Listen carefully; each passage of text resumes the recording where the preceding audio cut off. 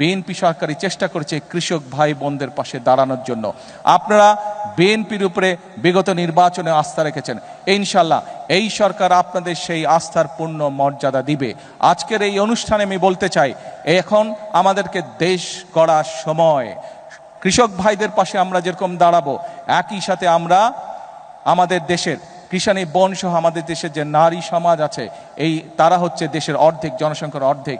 এই নারী সমাজকে যদি আমরা স্বাবলম্বী করে গড়ে তুলতে না পারি, তাহলে এই দেশকে আমরা সামনের দিকে এগিয়ে নিয়ে যেতে পারবো না। এবং সেই কারণেই আমরা প্রতিশ্রুতি দিয়েছিলাম যে আমরা যদি সরকার গঠন করতে সক্ষম হই, তাহলে আমরা বাংলাদেশের মা বোনদের জন্য, নারীদের জন্য, আমরা পরিবারের নারী প্রধানের জন্য আমরা ফ্যামিলি কার্ড চালু করব।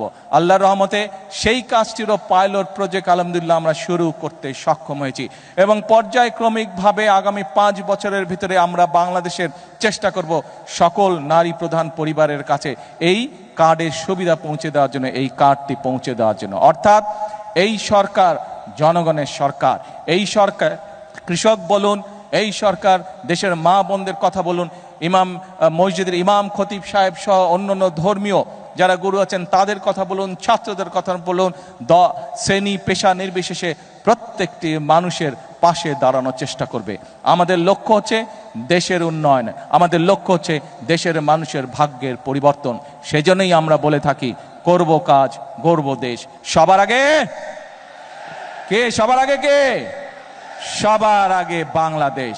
প্রিয় ভাই বোনেরা, আসুন আমরা এই দেশের প্রত্যেকটি নাগরিক, আমরা রাজনীতি করি বা না করি, আমরা কৃষক হই বা না হই, আমরা ছাত্র হই না হই, আমরা ব্যবসায়ী হই বা না হই, যে মানুষই হয়ে থাকি না কেন, যে পেশার মানুষই হয়ে থাকি না কেন, প্রত্যেকের আমাদের একটি আকাঙ্ক্ষা আছে, নিজের দেশটিকে আমরা ভালো দেখতে চাই, নিজের দেশটিকে আমরা সুন্দর দেখতে চাই।